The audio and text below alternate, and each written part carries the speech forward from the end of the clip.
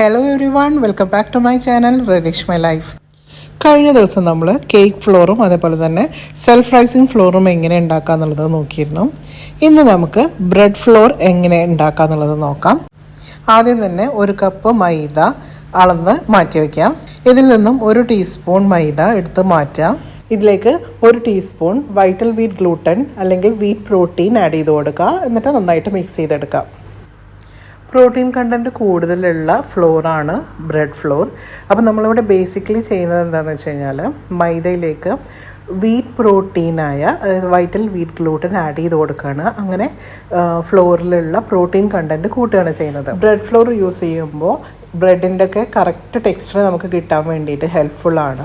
എല്ലാവർക്കും വീഡിയോ ഇഷ്ടപ്പെട്ടെന്ന് വിചാരിക്കുന്നു. ഇഷ്ടമാണെങ്കിൽ വീഡിയോ ലൈക്ക് ചെയ്യുക, ഷെയർ ചെയ്യുക, സബ്സ്ക്രൈബ് ചെയ്യുക. ഇനി ഇതുപോലെ ഏതെങ്കിലും സബ്സ്റ്റിറ്റ്യൂട്ട് വേണമെന്നുണ്ടെങ്കിൽ നിങ്ങൾ കമൻസിലൊന്ന് മെൻഷൻ ചെയ്യുക. Thank you for watching.